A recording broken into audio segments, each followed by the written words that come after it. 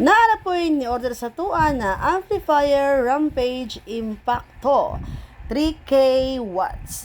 Kay gusto daw siya mo try kung unsa daw quality sa atong ginagamit na amplifier karon na Impacto Rampage. So thank you kayo sir kay gusto jud ka mo try sa mo ang ginagamit karon nga amplifier.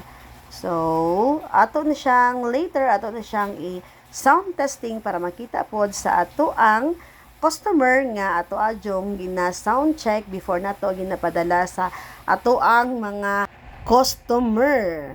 Then let's go. Ato nang ipa-sound check guys.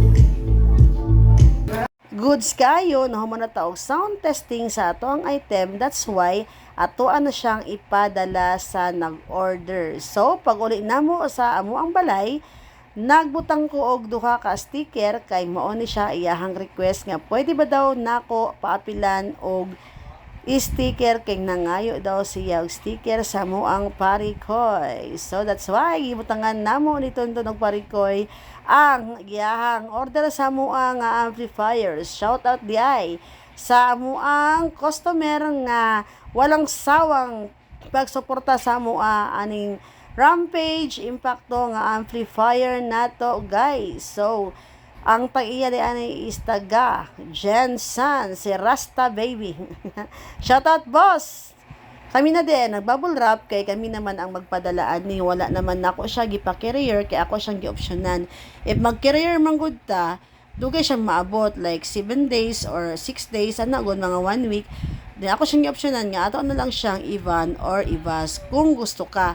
Pero namang gud siya yung mga kuan, naa siya yung mga pamaagi, kung ato siyang ipabas manggod, 1 day ra gyud siya maabot.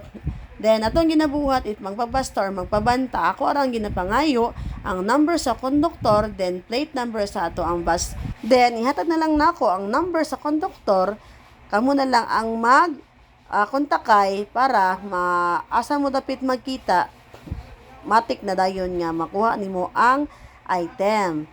Pag umanday na mo aning bubble wrap ni Tonton og ni Tisoy, amo ni biyahe na po dahil mi og paikulan kay wala may van ang diri sa may SM ug sa Matina padulong Jensan. So, bus gyud ta kay ang Jensan is bus ra gyud, wala na sila van.